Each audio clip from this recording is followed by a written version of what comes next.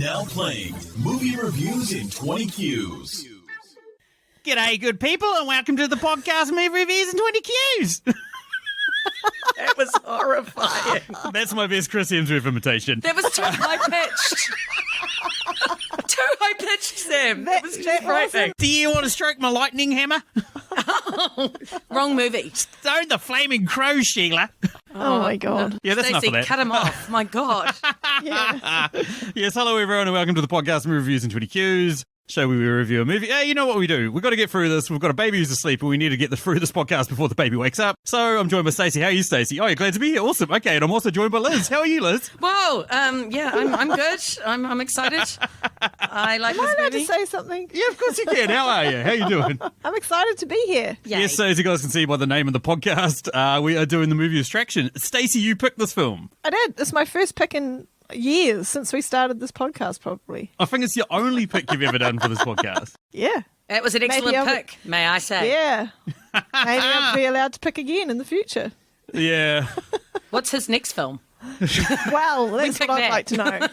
Extraction 2? Yeah, well, We aren't Hemsworth reviews in 20 Qs here, Liz. We actually... fine, okay. Well, we could do another Hemsworth brother.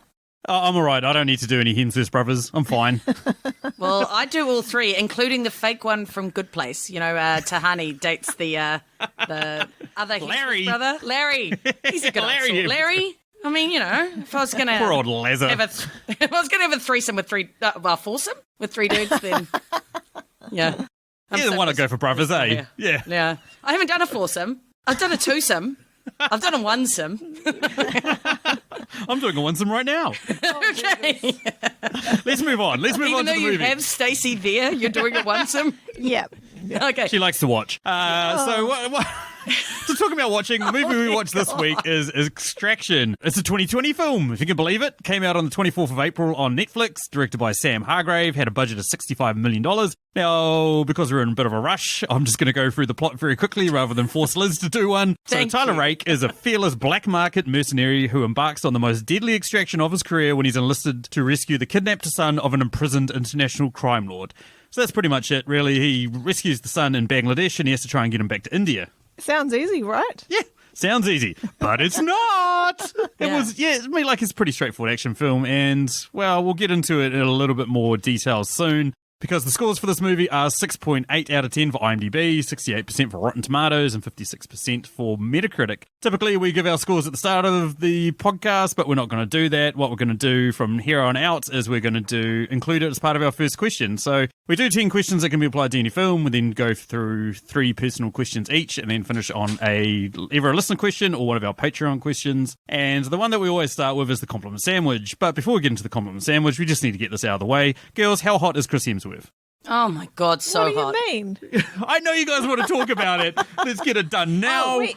I'll be Yeah. talking about how hot he is in approximately 6 of these questions. Yeah, So- exactly. I don't think we need to make a special question for this. I feel like we do. I feel like we need to get this out of the way so that you guys can, maybe calm those erections over Chris Hemsworth. Nope, I'll have it the whole movie. Yeah. Also, you know Exactly. girls don't have erections, right? Yeah. No, I don't. Okay. But you learn something new every day. Let's move on. The compliment sandwich, which is one thing good, one thing bad, and one thing good about this film. Liz, you're a guest. Why don't you start? Why don't you give us one thing good, one thing bad, and one thing good, and then a score out of 10,000 kidnapped kids. No, we can't do that. Out of 10,000 assault rifles. Okay. So this may surprise all listeners, but my number one thing about this movie that was good was Chris Hemsworth. He's really hot. Look, him in those sunglasses. There you go. I'll give my score out of his sunglasses because, my God, they're hot. Originally, I was sort of thinking that actually his brother might have been better, but just because the character kind of reminded me of Liam Hemsworth's character in Hunger Games, you know, that kind of dark, moody, blah. But actually, I felt like he played it really well, and I thought it was a good casting, and plus he's hot. So anyway, the shit in the middle, I would say that for me, it was a bit confusing at times, both from the pacing of the film. There were a few bits where I was just sort of lost a little bit by the action. I actually had to revert back 20 seconds or something and just go, wait, how did that happen? What's going on? And also there was quite a lot of mumbly conversation, and I ended up turning on the subtitles just to make sure that I could hear what they were saying. But I thought that the other good thing that I thought is that I didn't think it was as predictable as I expected.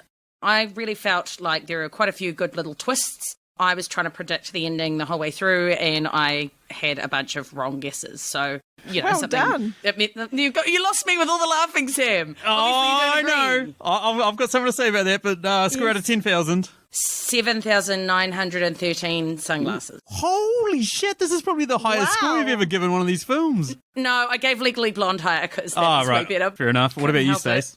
Yeah, well, my compliment sandwich is really easy. It's Chris Hemsworth is in it. Damn it. Fucking hell.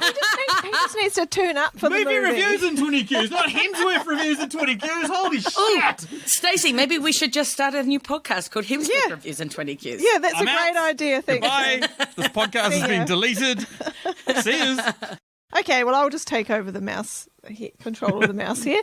My bad thing was there was just a little bit too much time in the movie where Chris Hemsworth was covered in blood and too many clothes and dirt and sewage. I'm like, you could have just stripped a little bit of that back. He didn't need to be drooling blood. That was a bit gross. I didn't need that. He wasn't as hot then. No, that took the Sam, shine off. your face.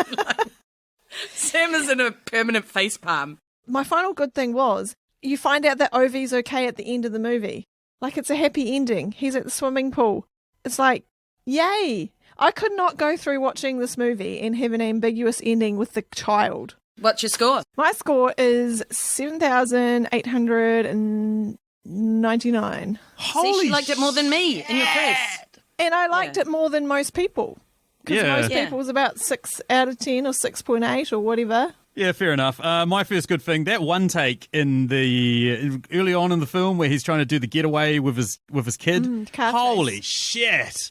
I will say that, like, having watched 1917 this year, compared to that, which is like just a one-take film, it's pretty obvious in some of the scenes in this film where the cuts are. Like, you can see the actual physical cuts and you can tell where they've like pieced them together and all that sort of shit, as opposed to 1917. But at the same point, though, it's such edgier seat for a ride that like really just elevates it beyond most like sort of standard action films. The bad thing for me, I actually find it really predictable, Liz. I found it very predictable. When David Harbour shows up, I was like, oh yeah, here's this friend who's going to turn on him. You know, like, maybe I've watched too many horror films where that exact same thing happens, where they show up in the arms of a stranger who looks, you know, all kind and generous, and then they backstab them. Maybe I've watched too many films like that. But as soon as I saw him, I was like, he's going to turn. I know he's going to turn. And the other thing, too, in terms of predictability, was at no point did I think to myself, this kid's in danger. Like, I never, ever thought that this kid is going to get shot or killed or anything like that. I'll talk about a little bit about that later. In this film, they do kill children. They throw that little kid off the roof, right? Oh, they shoot his friend in the forehead. Holy shit. Oh, that gave me such a shock. So you do actually think, oh, okay, they're not mucking around. Someone could kill this kid. Well, that's what I took from it. That's a really good point, because I got such a fright when they just shot that kid in the head. I was like, did they have to shoot him in the head? Yeah. And then, they hurled the other kid. Holy shit. They could have just punched him in the face, and just rolled away. Right. Like, what, the kid wasn't going to do anything? Yeah, it was mental. Yeah. Anyway. I suppose that was in there to show you the difference between Chris Hemsworth, who confronts two kids at two different times. You know, he's got that little kid in the building, and then he just like tells him to get out of there. And then there's other point where he beats up those street kids, but he doesn't like shoot them. So I guess that's showing the dichotomy between the good and the bad. Yeah, exactly.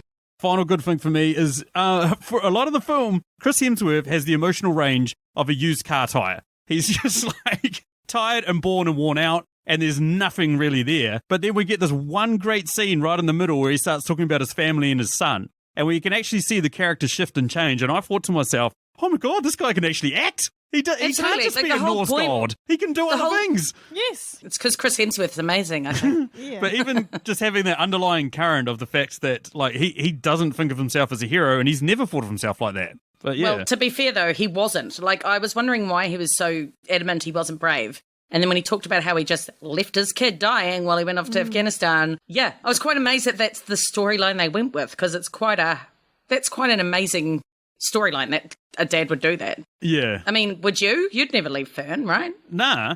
I didn't even leave the house anyway before I had Fern. Why the... No, I think that's more to do with global circumstances than it is to do with your love for your daughter. But it's still very nice. No, Sam. I'm not even talking about that. Before I had Fern, I never went anywhere, Stacey? I just sat around the house watching movies all weekend. Exactly. Yeah, so maybe it's not comparable. Nah, Fair enough. not really. But no, yeah. No, I get So you then what are saying. you rating it if you found it so predictable? 7,612. So actually really close to us. Yeah, no, but I'm surprised. And I've got a question about this later Okay. that sort of touches All on the right. female experience of action films. All so right. there's a little bit of foreshadowing. But anywho, let's move us over to question number 2. What is it there, Liz? You can go. Alrighty, I'll go. Question 2. What character should have been replaced with a talking dog? This, by the way, this question completely ruins the entirety of this film.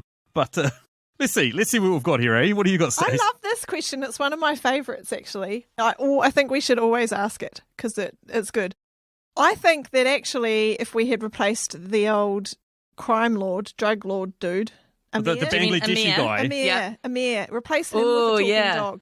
So this talking dog just has ownership of this whole entire city and all the military and police and all the gang kids and everyone. Oh my God. It'd make him like a Scooby villain. Yes, it would be a hilarious, funny movie. It would change the movie for sure. Would it ruin it? I don't know. It's funny Would it because ruin it? Come on, man. Hand on heart. You're telling me a serious action film wouldn't be ruined by a talking dog. but it wouldn't as have the to be villain. a serious action film. It could be a comedy Exactly. film, which is what I was thinking with my choice.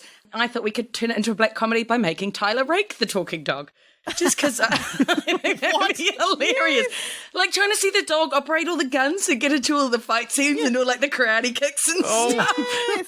And dogs, It'd be gold. dogs can run really fast and weave in between things and People would watch that film. They would. People like dogs, Sam. Yeah. You need an absolute beefcake of a dog, so you get the Beethoven, the Beethoven dog, basically. No, I'm Saint not Bernard. attracted to dogs, Sam. Like, what? Yeah, So true. it's your genius idea. Yeah. My genius idea is just completely makes sense, which is right at the start of the film, we see him napping on the side of a watering hole with a couple of friends, and because we're trying to show this character as like a complete alcoholic and he's lost all grasp on what it is to be human. So I'm imagining that he's just fucked out of his tits and he just rolls over and looks at his friend who's a talking dog and he's like, "You really need to lay off the piss there, bro." And he's like, "Oh, fuck, my dog's fucking talking to me, man. Holy shit." And You'd be then like- he jumps into the water. Yeah, then he's like, "I need to fucking cool off. This fucking dingo is fucking talking to me, baby." And then just jumps into the water. Yeah, he'd be then when she called up and said, "Do you want to take this job?" He'd be like, "Look, I need to get Yeah. the hell out of Dodge because I am going crazy." I've got a Dalmatian that's talking to me outside a fucking watering hole. I'm losing my shit. Rare Dalmatian. I don't see it. I would have think he'd have like a blue healer. Nah, more of a like a Schnauzer or like, like a Bichon Frise or something like that. Do you know it'd be really funny if it was like a Chihuahua? Yeah, that's what I'm saying. Like some sort of like little toy dog is just like, "G'day, mate." Like, what the fuck? With like a really hearty Australian accent. Yeah, so like yes. real ochre. Yeah. Anywho, that moves us over to question number 3. What is it there, Stacey? What deep philosophical debate arose in you during this film? I was watching this and I realised that yes, surprisingly. Man, burn. Someone needs to go to the nearest burn centre. So hot. It burns. It But burns. I was watching this film, and there's a lot of people running around wearing masks and like rags over their faces and all that sort of stuff. And I said to Stacey while we were watching it, I was like, could you imagine how hot these people are? Like, you're in heat in an Asian country, and you're like got your face like all covered up and all this other stuff. But and Stacey basically said, it's to cover your identity so people don't know who you are. But if you're just hanging out in your like little terrorist den, and the one main guy doesn't have anything on his face, but all the rest of you do, why is that? And so I know the answer to this. I know why they put this in films, but I want to know, do you guys know why they cover up people's faces in movies like this? Well, I know because you've told me before. Shit. Okay, well, do you know, Liz? So that they can reuse the cast to save money? I don't know. That is actually... That's a good That idea. is one of the things they use it for, but typically what they do, and this is why a lot of the bad guys in like in Star Wars and stuff like that, typically have their face covered, is so that you don't feel any empathy for these people that are getting murdered. It dehumanizes. So they're just generic people. Yeah. Yeah, they're just Yeah. generic people. You never see their faces. The only time that you see the face of a main villain is so that you know he's the main villain and you can feel that hatred and scorn for him. It's funny you brought that up because I was actually laughing when they try and smuggle the kid across the bridge and he's just wearing a hat. Oh, and I'm yeah. like, the hell's that going to do? And then the guy's like, oh, take the hat off because that's going to make such a difference. It's not like he was hiding some really distinct ginger hair or something. He took the hat off. Oh, wow, you've got black hair like everyone else in shot apart from Chris Hemsworth. So that just cracked me up. See, But if he was smarter, he would have taken a page out of Superman's book and just put a pair of glasses on him. Because there's no way you would have recognised 100%. Clark Kent Superman. You'd never recognise. Just a pair of glasses, biggest disguise ever. When you started talking, I thought you were going to go on the same line as me, which is that the very first shot is of the city and the smog over the city is just horrendous. And it really got me thinking about, how the world is at this current time with COVID-19. There's a lot of instances where cities are actually like getting more bird life back and seeing less smoke levels and stuff because there's less people. And I was just like, it'd be interesting. I kind of wanted to go and look up what Bangladesh looks like at the moment and see if it's a huge difference of smog. Like, it just got me thinking about climate change and the goodness of COVID-19 for that, at least. Well, there you go. Not that it's good, but you know what I mean. How do you think this movie would have gone with social distancing in place? Oh, God. What are you even I don't know how talking they do fight scenes. I don't know how you do a fight scene. They'd have to shoot everyone from a couple metres away or whatever. Exactly. I was doing karate That tricks would be hilarious, eh? A guy takes a swing at another guy with a machete who's 6 feet away, and the guy 6 feet away just bursts into fucking a million pieces of blood and just, he got me.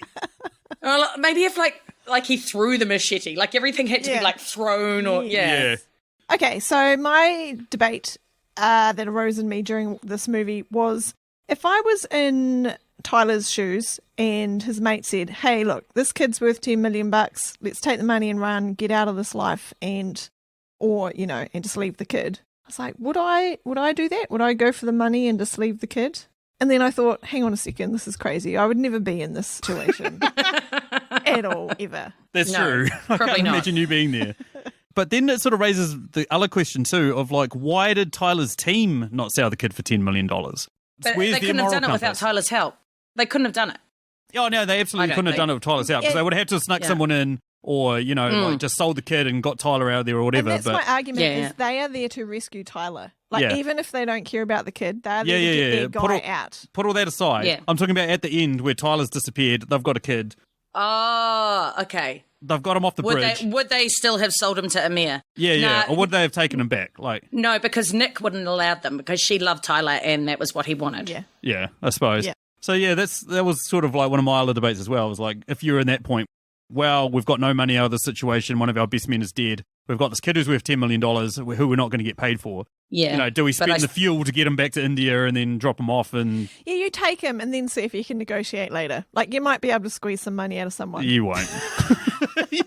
That dad is never going to pay you.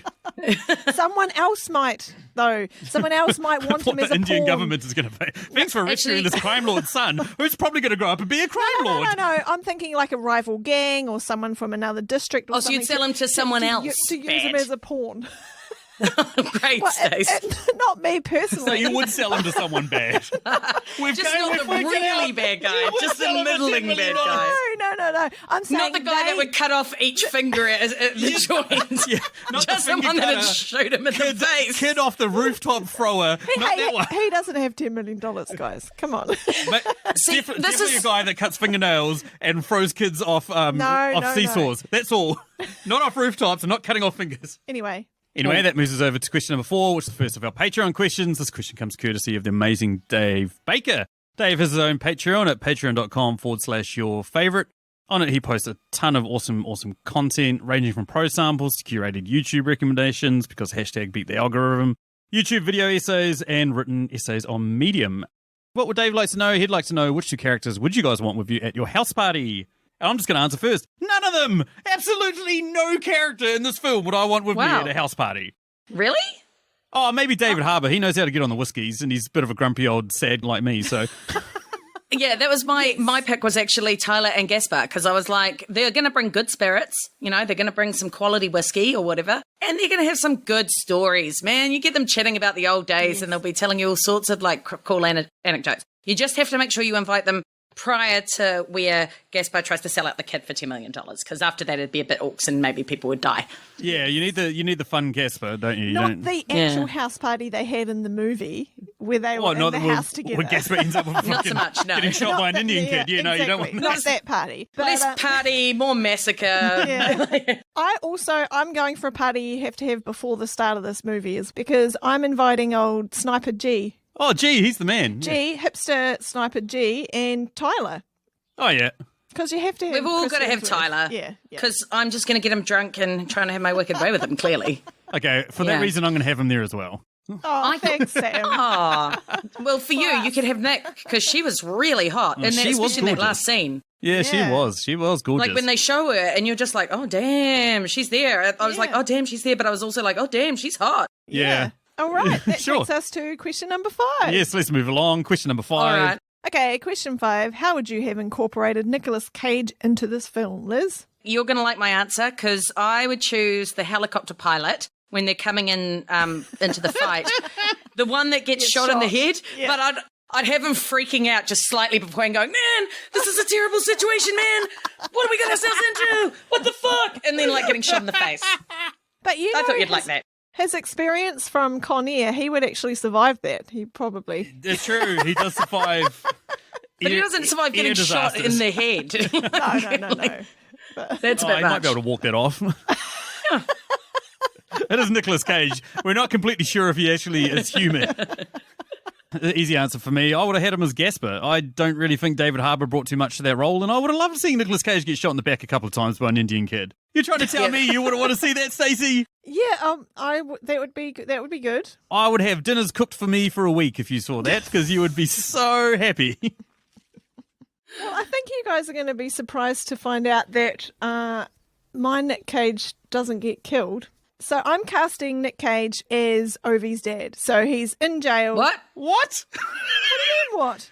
What do you mean, what? What do you mean? An Indian kid's father? Yes. So he married a Indian woman. So he's plea. And then Nick Cage just rotting away there in an Indian jail. I don't understand what the problem is. Well, it just seemed like a weird... You Mostly came because he in- didn't die. You came in with a pretty hard lead that made me think, huh? So I'm glad you explained yourself. Thank you, and welcome back to the podcast. We've missed you. Okay, question number 6, also a Patreon question. This question comes courtesy of the amazing woman that is Emily Higgins. Emily hosted last week's episode, and she did a fantastic job with these Yeah, she two women. did. Oh my God, it was fantastic. I think it was my favourite episode ever. Oh, Sorry, Sam. no problems, mate. If I gave a shit about Sorry. what you thought about me, I'd probably be offended by that. But right. But talking about Emily, she actually... Hi, Emily. Yeah, hi, Emily. But talking about Emily, I was actually over on her podcast, the Tasteless Podcast. I hosted a whole episode by myself, talked to myself for half an hour, all about why Deadpool is an overrated film, why Punisher Warzone is way better than Deadpool. It was great. Had a whole lot of feedback that I'm too enthusiastic about life. I'll take it. So anyway, what's question number 6 there, Liz? Okay, which side character would make for the best spin-off movie? Chris Hemsworth's biceps. I'm waiting for you No, guys to because say I want to this. see the rest of his Yes, body you as can't well. just have limbs. Yeah, God. That's not what we're... I'm just That's not ripping how the it works, piss out of you guys. I'm sure there's one body part you guys could live with. Someone's a bit salty. It's kind of ironic given what you just said. Never mind. Yeah. So, Sam, what's your real answer, or is that it? Oh, no. My real answer is definitely Saju, who's a former Special Forces operator, and he's the henchman of Ovi's dad, who basically has been told by Ovi's dad, you need to rescue my son from the rescuers because I don't have any money, so I've got no money to pay them. If you don't do that, I'm going to kill your family. This guy is a badass, man. He goes toe-to-toe with Chris Hemsworth, kills off heaps of dudes. At one point, he shoots his way out of a boat, and then he just randomly runs into the bush and knows exactly where the sniper is, and then knows exactly where Chris Hemsworth is. Could be a complete load of bullshit. Could be my answer to an upcoming question. I'm going to stop it now. Who have you got, Stace? Well, I'm going with Nick. There aren't many characters left at the end of this movie and have a spin-off. And she's awesome. She shoots a mare in the head and then walks out in this amazing dress. And I'm like, whoa, okay, what happens here? So what happens to the dress? So you want to know where she That's bought so that dress, funny. how she got it dry cleaned? No. Just Well, a I mean, you spin-off. would have to take some serious dry cleaning. That's funny, Stacey, because I have pretty much the exact same answer. I think she'd make an amazing spin-off movie. Like, she's badass. You see her being an amazing sniper, and she's, in the helicopter and stuff. She's really cool. Yeah, she's legit. I'd like She'd that. probably be my actual They've preferable wrapped up- answer. Yeah, they wrapped up a really intriguing character in, like you say, a spin-off movie in one scene, like a very short one. Yeah. We're all going, Yeah. oh, okay, what happened there? How'd that go? Yeah. Well, we'll talk about that, I guess, slightly later We on. will. Another Patreon question coming up. This is from Dan Brennick of the Netflix and Swill podcast. Now, Dan threw two questions at us. One was, if we were the head of Netflix and this was a Netflix original, when would we have dropped a trailer for this? And because this film is a Netflix original, we can't go with that question. So we're going to go with Dan's other question, which is a bit more preposterous, which is, where would we have inserted Blink-182's All the Small Things into this film? So for me, it was definitely when he is chilling with his best friends at the Kimberley Gorge or whatever in Australia. Yeah. Like, they're just chilling out, lying on the grass, having a chill out, some beers. And I just thought, there's someone to be playing music off their phone or through some tinny little speaker. And I feel like Blink-182, All the Small Things, that's sort of a classic song that some Aussie bogans would be listening to. Cheers, mate. Shit, that's a good point. I'm going with something a bit different. I think it will be playing during the scene where Tyler extracts Ovi from the hostage situation. So he walks into this house and he's swatting these people like flies and just kills about 30 guys in 1 minute. I think that needs a good backing track. Na na na na na na na na na. Yeah. Splat, all the splat, small splat. things. He's just... Yeah, nice. I would have gone for the scene before it where he's just sitting in the market, basically before he got picked up. And, because that market looks like it hasn't sort of changed in probably 22 years. And, why not insert a song from 22 years ago? Makes sense. Why not? Yeah. Moves us over to question number 8. What is it there, Liz? All right. What quote from this film would be the worst to hear straight after having sex? There is someone else in those woods. Yeah, I wouldn't okay. mind that necessarily, It's not necessarily always bad if someone's watching, is it? I suppose if I didn't know they were there, that's not so good. Yeah. What about you, Stace?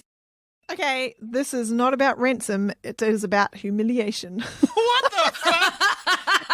That's the worst thing. Can you imagine that? That's pretty good. Nightmare. Unless you're into it, I guess, which, no, I'm not, but yeah. Mine's sort of maybe the same veins. No one else is going to commit to something this fucked up. That's good. That's awesome. The instant I heard that, I thought, well, that's my answer for that question, because that was perfect. That's great. Anywho, Cool. that moves us over to question number 9. What is it there, Stacey? How long would you survive in this movie's world?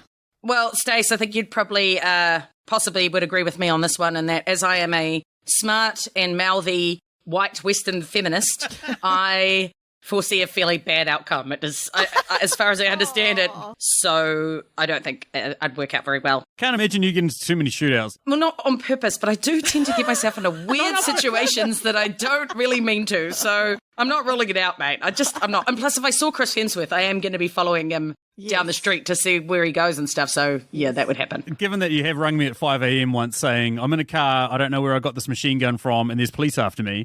Yeah, no, I can see that. Yeah, I've still not worked that out. Where did that machine gun come from? Weird.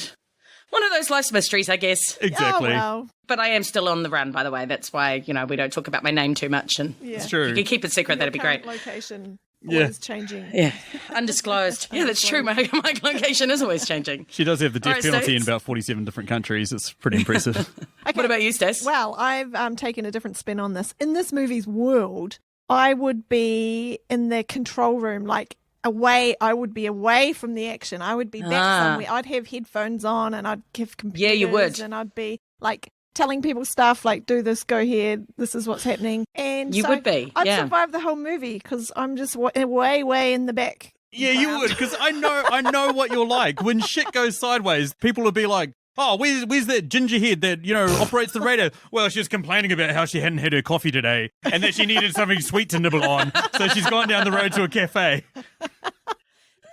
She'll be back with brioche in a minute. I thought I was actually being quite helpful in this movie, but there you go, trying to just paint me into a corner. No, someone has to have that job, and you'd be a very good person doing that job. So there. As someone who is rapidly approaching middle age and has rapidly exceeding what could be considered slightly overweight, I had to figure out the character that I see myself closest as in this film, and it's David Harbour. So I would, Yeah, I knew it. so I'd last as long as until Chris Hemsworth shows up. That's as long as I'd last in this movie. The second Chris But you Hemsworth shows wouldn't up, sell I him out. know I'm going to get shot in the back.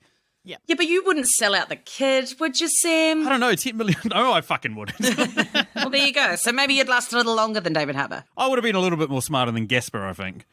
Yeah, 100%. I would have woken up at like 11 o'clock the next day with a massive ass hangover, hearing the entire city getting shot up around me. That would have been me. And go, what the Yeah, hell happened 100%. last night? Yeah. What did I do last night? Why am I covered in lipstick and wearing a dress?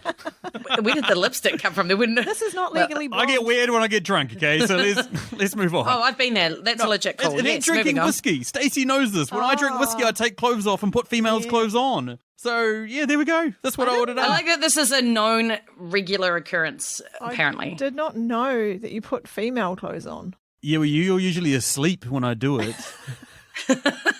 I thought you had no secrets in your marriage, guys. I want that to be a secret. I Just can't let's believe keep this. some I'm saying this. secrets in there. Yes, let's keep some secrets. I can't believe I'm saying this shit on the internet. We Okay, better move on to the next I'm question. clearly Quick, joking, hurry up. internet. Chop, I'm chop. clearly joking. Kind of. So moving on to question number 10, makes a triumphant return to the podcast. What unusual top 10 list would you put this movie on? Okay, so hear me out. Australian comedies. What? What? I laughed out loud multiple times during this movie. And I'm not someone who tends to laugh out loud unless something's actually funny. So, yeah. And it's Australian, obviously. Was it 'cause supposed they to start in be Australia funny? with this Australian lead. No, I don't think so. But like the bit where he's just like to the kid, do you trust me? And the kid's like, yes. And he's like, oh, no, or something. And he's like, yeah, you shouldn't. And then throws him over to the other roof. And then when he's like, Oh, yeah. okay, in 3 seconds, we're going to jump out. The kid's like, what? And he's like, 1, 2, and then throws him out of the door. Yeah. There's quality bits in that film. And when the other guy throws the kid off the roof. I mean, it wasn't so much funny as horrifying, but still made me laugh a little bit. Yeah. And I don't know. I found some really quality jokes in this film. I don't know if I was supposed to laugh at them, and maybe I'm a horrible person, but that's what I'm rolling with, guys. Yeah. Love it or That's shove an off. unusual top 10 That's list very for unusual. sure. Agree to disagree, Thank but you. let's move on. Okay, my top 10 list is top 10 movies with memorable helicopter shoot downs. Okay, name another Oh, one. cool. I can. Oh, okay. Die Hard 4. Oh, yeah, okay. Oh, yeah, did it get shot down or did it get a car? No, it gets a car into it, but close enough. What about Black Hawk Down? Surely something gets shot Oh, down there. something definitely gets, a helicopter definitely gets shot down. My That's the whole premise of the memorable film. one is from Mission Impossible. I don't know what Mission Impossible it is. The one with the helicopter scene. Oh, the one where New Zealand doubles for Pakistan. The most recent one, Fallout. Yes. Yeah, That was okay. phenomenal. What about like True Lies? I feel like there's got to be a shot down helicopter in that from what I vaguely remember. Yeah, he's got a terrorist attached to a missile and he's on that Harrier jet and he Yeah. shoots it through the building and explodes the helicopter. Yeah, there we go. Kong. Yeah. What, Coral? Kong. Oh, Kong. He's swatting. Oh, he's swatting choppers and See? planes out of the sky. Yes, with his machine gun, that's right. Plenty. So you have come up with a really good answer there, Stats. Here we go, well done. Okay, Sam, what's your list? My list is top 10 movies where you think the main character has died after he gets shot and then falls into water. Yeah, I got the same vibe that they're going to bring him back. Also, because I looked it up and there's supposed to be a sequel. What about him at But- the end? What do you What mean? think You see is him in the background at the end. At the The swimming kid gets pool. out of the water and there's a guy standing in the background, looks exactly like Oh him. my God, I didn't see that. Oh my! Well, the thing is, Liz, you don't see him. It's a blurry figure, but you're just left. Oh, to you get the idea. It looks maybe it's the same outline. The kid turns well, and I looks still straight got at the him. vibe anyway, and I think that's kind of dumb, personally, but I might talk about that later. Yeah. But anyway, Okay. like a lot of horror movies have this where like one of the main characters dies, or like the villain basically dies and then falls in the water, and everyone's like, "Oh, great, he's gone," and then no, he's not dead, he's back. Another one that I thought of when I was thinking of this was another action film, which was that Bond movie Skyfall, where he's fighting that guy on the train, and then that sniper tries to kill the guy he's fighting, but it accidentally shoots Bond, and then he falls off the train into the water, and you think, oh, he's dead, and then sure Oh, yeah. enough, they find him at some beachside resort sort of thing. So, I like that film, actually. That was a good film. and that moves us over to our personal questions, which are 3 questions that we have come up with while watching this film.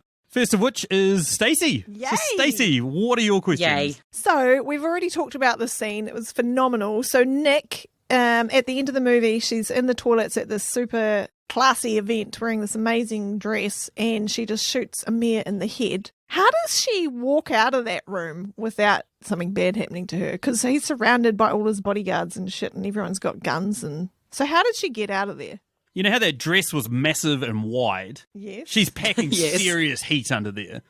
She's got, Oh, yeah. and I'm not talking about her nether regions. I'm talking about like machine guns and shit like that. She's like strapped. Smoke bombs. Smoke bombs. Her boobs. Her boobs are probably just like different grenades or Yeah, something. yeah. And we saw how good she was with that RPG, that rocket propelled grenade launcher, basically. She's probably got one of those down there. She's just stacked. She like just strips that dress off, and it's like it turns into like a rack, and then she takes guns off, like bang, bang, bang, bang, bang, shoots that henchman that I hated. Oh, I hated him. Oh, that, the mulleted guy that threw the kid off the roof. Yes. Not in a decade have I ever seen a character that I've just gone, I fucking hate you.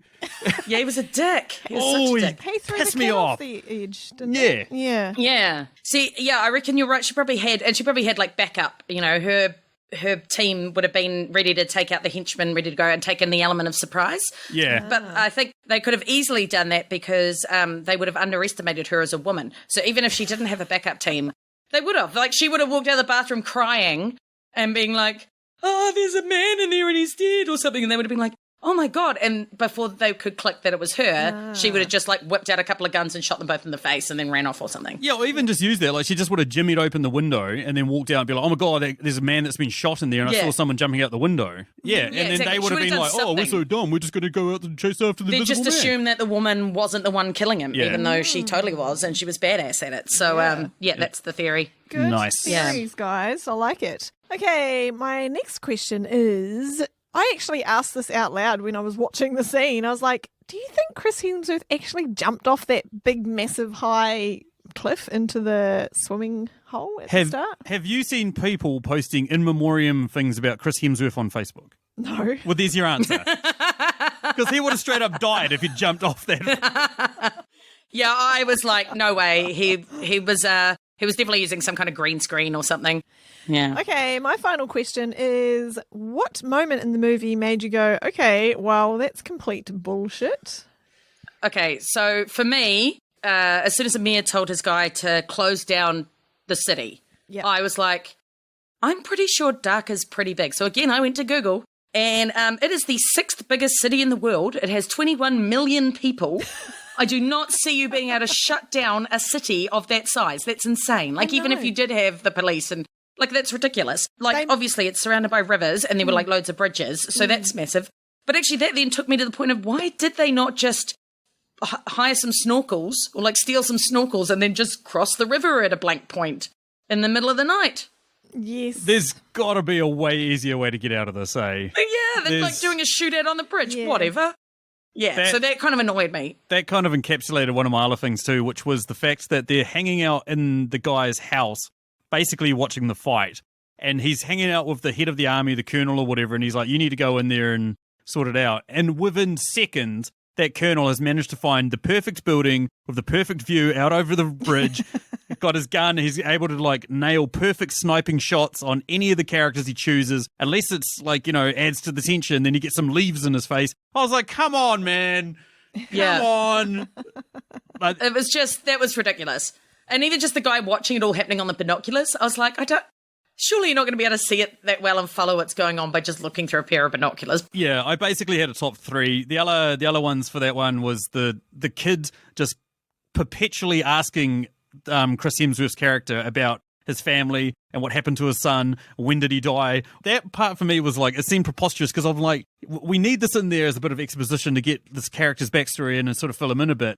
And so there's no other reason why to do that. I mean, if you were a small kid, frightened for your goddamn life like this kid was the entire time, you wouldn't be asking the guy about when his family died and what happened to his son and all that other stuff, would you? I think his line of questioning was quite natural. It's not like he just went in there saying, how did your son die? He was like, do you have a family? He's trying to ascertain whether he can trust this guy. Does this guy have kids? That's what he asked, Like, But- this kid is just trying to find out. For me, it felt like he was just pushing it way too far. Like, just kept I pushing suppose and he was pushing a it. kid, right? Like, he was a... Kids just Yeah. ask Kids would be a questions moron. like that. Like, the other part that I thought was a little bit bullshit from the kid as well was when they were in that high-speed pursuit.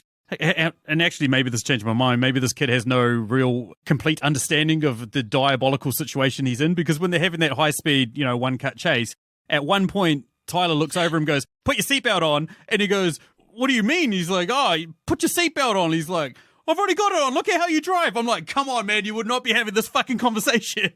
in the middle of I thought you were going to refer to a different bit, the bit where the guys are chasing him who have guns, and it cuts to the kid, like, with his head right out the window looking at the car. So I was like, put your head back in, you dipshit. Like, let's just say this kid is, I don't know, maybe he's So lucky. It's very lucky, but maybe he's had the silver spoon jammed in his mouth from such an early age. but how's he that gormless when he's got a drug trafficker for a dad? Exactly. Come on. You'd think he'd be a little bit more streetwise or Right? whatever, but yeah, that's it. Anywho, that takes me over to my questions. The first question of this is, I want to know from you guys what you guys think the most dangerous napping is, whether it's more dangerous to nap your... Oh, now I get it. What's more dangerous, shooting your way out of a room full of kid nappers or having a nap in the Australian outback? That is very tenuous, but they both have napping That's in them. tenuous as fuck. Well, having lived in Australia for 18 months now, I am actually going with the Australian outback because holy crap, everything in that country is trying to kill you. Like Yes. everything. It's ridiculous. Like, oh my God, it's a terrifying country. And he had the training to survive the shooting and stuff. It's the correct answer. There we go. You agree? Yeah, sure, why not? You don't have Can to. I just say, in this movie, I don't think maybe he was napping like through relaxation. He was probably passed out from drinking. Oh, yeah, right. Yeah, it was probably blackout So drunk. even more dangerous. Yeah. Yeah, so moves me on to my next question. And when I was growing up, me and most of my friends would watch these types of action films pretty much, you know, the Arnies and the Stallones, and to the lesser degrees, the Jean-Claude Van Dammes and the Steven Seagal films. And we used to like watch them, and we used to imagine that we could be like that. Like we could be Commando, or we could be the Terminator, or we could be Rambo. And I think that some of us still watch these movies like, yeah, I could totally do that, despite not having any sort of physical fitness, body shape, or even any sort of training. And so I was kind of curious for you two, as females, obviously, what is it like for the females? Like, how do you guys view this? Like, what is the female gaze of this film? You mean lesbians? You gaze. I don't mean gaze. Gays. Oh, that's awesome. I told him to clap. Like you, Welcome back to the podcast, Stacey here. yeah, right, okay. Awesome. I just thought you didn't know your words in that question. That's amazing. What was the the female question? perspective, one might say. Oh, Yes. Thank you. Thank you, for Liz. clearing that up. Okay, so for me, no, it is not the same. Sometimes I lose track of them or get a bit bored, and I'm just kind of like, oh, that guy's kicking that guy in the face, whatever. Like, it's all just turns into a bit of a blur. Sometimes I think how ridiculous it is and just think, oh, for God's sake, that would never, like, he could never do that. Like, he'd never manage to shoot 30 people while doesn't even get a scratch. And I did think that in this film. But never do I think, ooh, I wonder if I could go in there and take a gun and shoot all those people, because I couldn't, and that would be mental. Interesting. So I suppose the way I'll frame it is like, what about in films like Kill Bill or Aliens, where the lead is a female? Yeah, there's, sure. Do you ever look at them and go, yeah, I could probably do that? No. What I'm thinking about in Wonder like, Woman. Yeah, I'm thinking like Wonder Woman, or like in Thor, you've got Valkyrie and stuff, and they're just fighting and kicking ass. I'm just not that person. Like, I just am never going to be someone who's going to be karate chopping people in the face. My sister, maybe. I have no doubt that she could probably kill some people, but no, it's not my scene. Okay. Now, wait a minute. What about in films like 27 Dresses or The Wedding Planner or How to Lose a Guy in 10 Days? Do you guys see yourselves in those films? Are you serious? Do you want to get punched right now?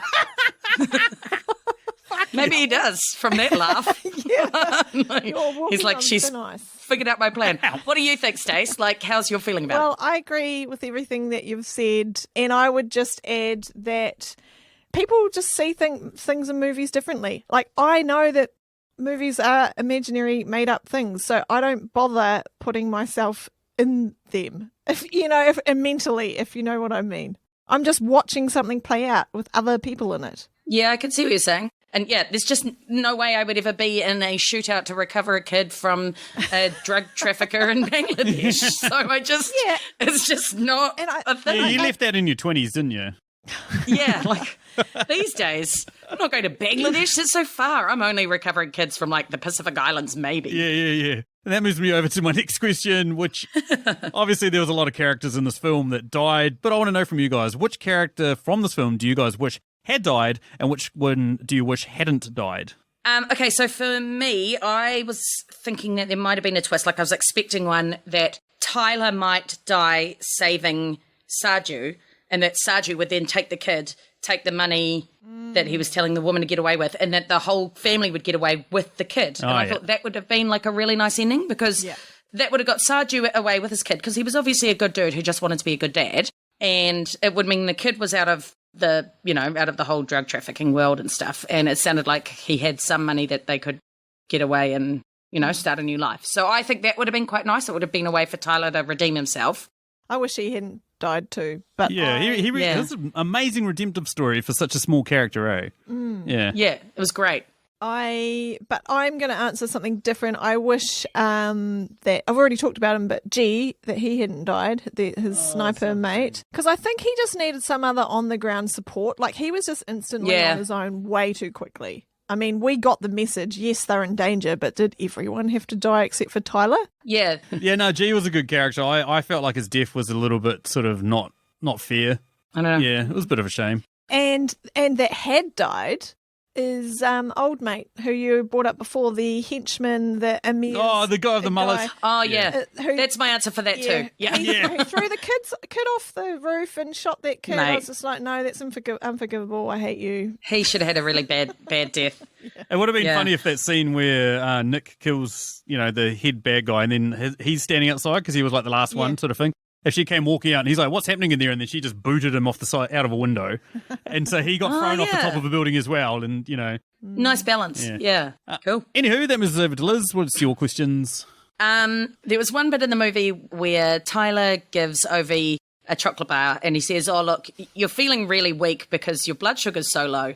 And that just really made me think of those Snickers ads where they're like, oh, you're not your best when you're hungry. Have a Snickers. And I thought, man, they should have had a Snickers here. This would have been the perfect opportunity for product placement. Yeah. And so I was wondering if you had an idea for where you might have put a particular product in the film. I probably would have chucked in some blue Powerade and maybe some Red Bull for the fact that Tyler and Gasper get on the piss hard, and then they have a massive shootout, and then the next day Chris Hemsworth's fighting his way through a city, How did he rehydrate? Where is he getting his energy from? Come on, man. He would have needed serious energy as well. He definitely would have needed at least a Barocca. Like, if we'd seen him the next day and he's just, sculling one back, on the way to wherever they're going and meeting up with Sergio and getting the hell out of there, you know what I mean? Like, we needed to see him rehydrating. I feel like there just wasn't enough pictures of Chris Hemsworth drinking a lot of water and, just covering himself in water and getting himself all steamy. And I agree. Yeah, there you go. I knew you'd like that. It's funny you said that about the water, because did you notice there's such a strong theme of water throughout the whole film? Yes. Yeah. It was huge. I thought of it. So the kid's at the beach, when he keeps flashing back to his kid, he jumps into the watering hole. They give each other water, but, Tyler gives the kid water when he first rescues him, and then the kid brings him water. Then the river, and he falls into the river and, dies there with quote marks because he doesn't. And the kid's proverb, about you drown not because you fall into the water, but because you stay submerged in it. And so much about the film, they had this whole symbolism of water, and I just thought that was really cool. Speaking of that, there was an absolute bollocksy part at the end there too, where the kid dives into the water and then does the whole sitting on the bottom thing like Chris Hemsworth did at the start. I was like, how do you know that? Did he tell you that? He did, because he's there in the background. But he wouldn't have told him about that. Oh, well, who knows? Know. But hey, by the way, exactly. here's something I really love doing. I really love diving into pools. Hey, shut up, Sam. Can I just answer? Right. So actually, as you were talking about it, I thought another product that they desperately needed was some shower gel after they'd been in the sewer and they got to that safe haven. Yeah. He's like, oh, you guys smell. It's like, they need to have a really good shower. I don't know what brand, whatever, but some shower gel that they could just have. Chris Hemsworth, another water theme, have him in the shower with some shower gel. Yes. That would have brought in a few more viewers, actually. I'm just imagining the scene of just Chris Hemsworth in the shower, and then he comes out and gaspers. So am I. Okay, anyway. Just him smearing it all over his body. Oh, God, why did I bring it up? Next question. Right, what were we doing? Hemsworth in the shower. Yeah, I'll do Hemsworth in the shower for sure. All right, so moving off to another Hemsworth topic. So like I said before, Tyler kills a lot of people in some quite brutal ways. For me, there was a particular one with a rake that I found it was a little bit much, and I had to look away from the screen. That was pretty intense. What was your guys' favourite, or what did you think was the best kill? Well, you just answered Stacey's for you. That was my answer, and I was the same as you. I actually had to look away from the screen because you could see it coming. It was like you could see him grabbing the head, and it was they built it up. And I was just like, no, not the rake. And I was like, oh damn, what? And then I said to Sam, why did he do that? So unnecessary. That was horrifying. Whereas I was kneeling in front of the TV going, yes. Rake him. My one was the one. Well, I hate being in the kitchen. So I love the fact that at one point there's a guy sitting in the kitchen and he gets a table kicked into his forehead. I was like, that pretty much describes my kitchen experience when I'm making dinner. That's exactly what it feels like. It feels like I'm in there having no idea what I'm doing and then I get a table in my head. That's basically what it feels like. What? You know how much I hate cooking. Yes, I do. I wondered, obviously this is a really good film about kidnapping and getting the kid back, and I wondered what other kidnapping film you'd pair with this as a double feature. Well, I fear that my answer might be slightly controversial. This is very intense, this movie, right? Like, it's gory and it's busy and fast-paced. So I need to pair this with a film that is a bit more lighter. Chill? Yeah, a bit more chill. So I'm going with Paper Moon. So it's a film whereby a young girl gets picked up by her father, who she has no relationship with, and he has to take her cross-country to some relative's place because her mother has died. Now, this girl has never met this guy before. And she ends up going on a road trip across the country with him. And they are kind of like con artists along the way. Well, her dad is a con artist, and she kind of gets in on the act as they're on the... That sounds like quite a good film. I haven't even heard of it. It is a great film. Is it a kidnapping film? Yeah. I suppose it is because we don't know that that's actually her dad. Even he doesn't know. She doesn't know. No one knows. But they just assume. The family there assumes that he's the dad, don't they? Yeah. So well, something like that. I can't remember exactly. It could be a kidnapping, or she's going somewhere not entirely where she knows what's going on. It's a brilliant film. I was in the same vein as you. I thought after the seriousness and kind of, I don't know, sort of melancholia of some of the aspects of this film, I want something that's a little bit more upbeat and fun and, but still involves kidnapping. And so I've gone for the ultimate kidnapping. I've gone for Bill and Ted's Excellent Adventure. What? They go back through time and kidnap different historical figures and bring it back to the present to win, to get an A on their presentation. Goodness. That is kidnapping, my friend. Right. Okay, I didn't expect either of those. Good. See, I was going to go like Man on Fire because I love that it had the exact same sort of thing. Me too, and it has such a negative... I mean, it's not negative, but it doesn't have a very good Rotten Tomatoes score, I think. But I think it's brilliant, and I love Denzel Washington. Fair enough. That moves us down to our final question, which is also a Patreon question. Sorry, listeners, no listener question this week. This question comes courtesy of Julio of the Contrarians podcast, an awesome podcast in which they rage against the Rotten Tomatoes machine. So they take a movie that's universally beloved, sort of argue why it's rubbish, or they take a film that's unfairly shat on, well, sometimes fairly shat on, and then sort of argue why it's actually a really good film. And then in the second half of their podcast, they basically do Contrarians Corner where they give an honest thoughts about it. I just love it. It's a great podcast. And what Julio would like to know is, what's your most controversial opinion about this film? My controversial opinion is that I think there should be a sequel. You hate sequels. Oh, this is so funny. Yes. Because my answer is that there shouldn't be a sequel. Perfect. Okay, well, what's your reasoning there, Liz? I just think he should have died, and anything should be a prequel. I think a prequel would be good. It'd be cool to see him getting into this mercenary life and stuff. That could be quite interesting. But I just think it would have been a more interesting end had he died. Well, why do you think there should be a sequel? And why is that controversial? Well, it's controversial on two accounts. I don't like sequels. I don't think there should ever be a sequel, except for this movie. This is the first time I've had this opinion. Wow. Listeners, my silence speaks volumes. I hate the idea of not having sequels. You know how much I love the MCU. See, how can you come on this so podcast many and do are this terrible. to me? Exactly. Everyone. So many sequels are terrible. Yes, so many direct sequels Exactly. are often terrible. Yes, that's correct. So that's why it's controversial. Plus, I believe that there's a lot of people out there like you, Liz, who don't think there should be a sequel. So that makes this opinion controversial. Yeah. And the reason I think we need a sequel. You need a controversial opinion. is Exhibit A, more Chris Hemsworth. Oh, God. B, there are elements to this story that we want to know more about. Like, how do we know what the story's going to be? It could be about Nick and what happens to her after killing Amir. It could be her and Tyler's relationship evolving. It could be lots of things that we have asked questions about during this podcast. It could be how the hell did he survive? And Exactly. then how did he get the hell out of the city? Exactly. My controversial opinion is that this shouldn't have been a Chris Hemsworth film.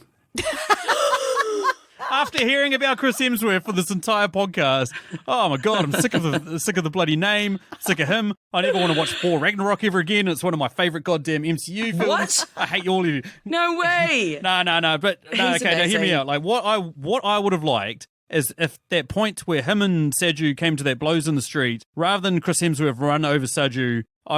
This film would be so memorable, would be so talked about for ages if Chris Hemsworth had died at that point.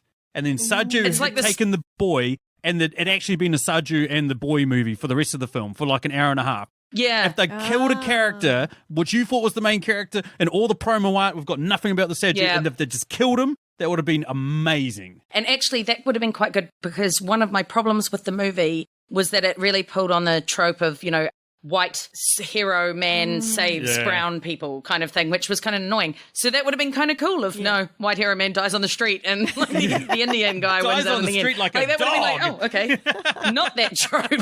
So yeah, I could see that. That's fair. And yeah, that takes us down to the end. Thanks again to these two for joining us. Some upcoming episodes for you guys to be aware of. Well, we basically threw it out there to you guys to pick the film for us for next week, because we're going to do a couple of anniversary episodes. So we basically looked at films that came out in May 10, 15, 20, and 25 years ago, which were Iron Man 2, Revenge of the Sith, Gladiator, and Die Hard with a Vengeance.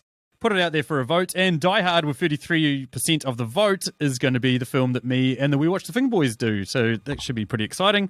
If you want to get in contact with us, you can find us on Twitter at Movie Reviews In. You can find us on email at mritqs@gmail.com. And you can find us on Facebook at Movie Reviews In 20Qs. Something I'd really like to plug, though, is aside from my episode on Tasteless, which you can go over and just search up Tasteless Pod, there'll also be a link in the show notes, is we also have Livestream for the Cure coming up. Me and potentially Liz and maybe Machu, depending on how we could do with social distancing, is going to be doing an episode where we are live streamed and we're just going to ask 20 questions that can apply to any films.